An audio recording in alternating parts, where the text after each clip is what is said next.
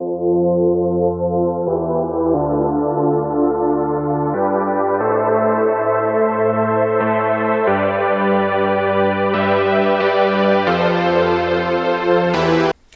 there, it's Stephanie Shea, Chief Astrologer for janspiller.com with your monthly horoscope, and this one is for you, Gemini. As we come into October, I was thinking about Gemini's ability to adapt, to come up with clever solutions, flexibility. These are all Gemini traits, and they're especially being highlighted by the North Node in the sky right now, which is in your sign. And the reason I mention all these traits is because I think you're really going to use them. They'll be a strength and a source of guidance for others because there's so much going on. Things are probably not going to go according to plan.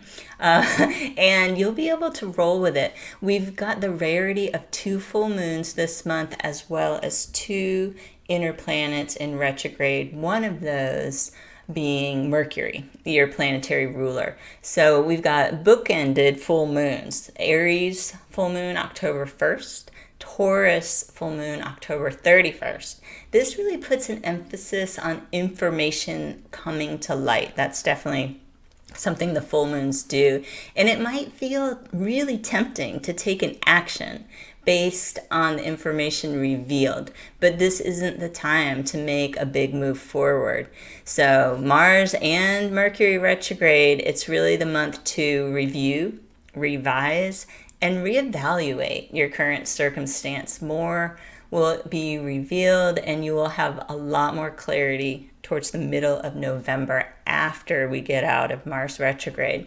We've got the sun shining in Libra through the 21st, and this forms a favorable trine to Libra sun, and you'll likely get a lift in spirits and motivation that can help you keep a positive attitude even if obstacles present this month.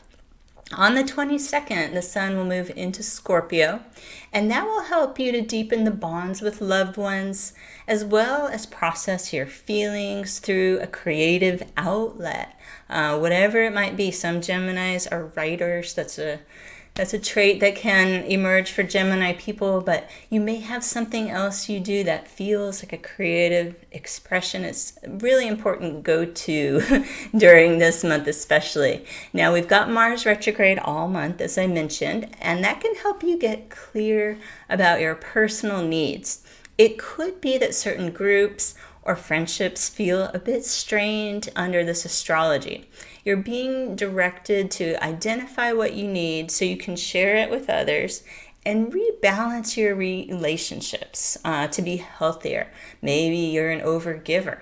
Maybe you actually should be contributing more to a group and want to step up and do that. These type of adjustments will probably come to mind, but wait until after November 13th, as I mentioned. That's when Mars stations direct to make major decisions regarding important relationships or your big picture goals.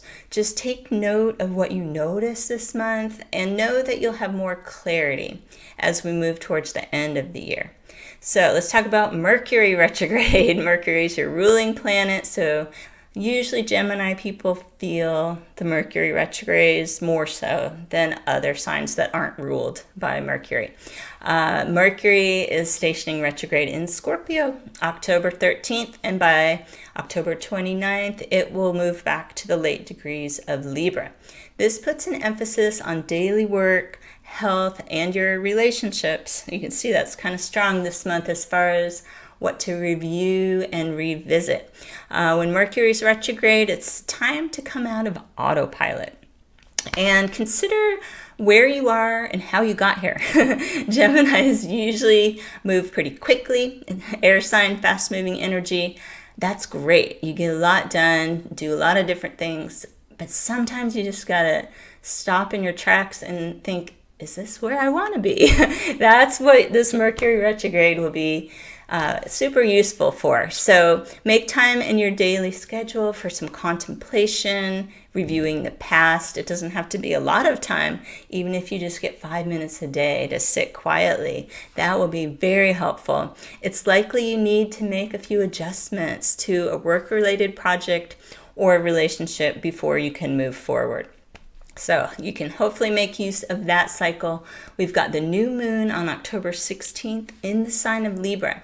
And this is going to support intentions related to romance, creativity, parenting, or working with children, and generally creating more joy in your life if you have felt a lack of that. A lot of people have been working to lift their spirits. 2020 has been a tough year. Use this new moon in Libra on October 16th as a time to set intentions towards ways to make your daily living more joyful, despite what might be going on. Our world is undergoing a lot of changes, but we can keep our spirits up in our hearts and share that energy with others. And if you're curious about the best time to set your intentions, I'd like to remind you that we have memberships available at janspiller.com where you'll gain access to the best times to set your new moon intentions, as well as a lot of other astrological information that I write about. And know that even with Mars and Mercury retrograde, you still want to set intentions at the new moon because it is the most powerful time. Sometimes with retrogrades, it's a good time to write intentions that have to do with letting go of things rather than starting something new. But either way, know that it will take a while to feel like you're moving forward till we get out of these retrogrades. So now we've got the second full moon in October on the 31st in the sign of Taurus. This full moon is combined with a high intensity conjunction to the planet Uranus. So that means this full moon is pretty charged, could bring unexpected information. It's activating your subconscious. So you might be the one to have some surprising realizations. Keep an open mind. You're actually ready to break through some mental blocks that might have been holding you back. So that's a useful thing occurring at this full moon. Now, Venus and Mercury both move into Libra on the 27th, and Mercury will station direct in Libra early next month on the 2nd or 3rd, depending on your time zone, as we move towards November. Your communication skills will be highlighted, and you're likely to come up with some creative solutions to improve personal relationships. As I mentioned, you'll probably be evaluating some of that. This Venus and Mercury in Libra towards the end of the month can really help you find a balance and renegotiate something that's a win-win. So I hope you can make the most of this month's astrology. Take it easy and be safe and be well. I'll see you back here next month with your horoscope.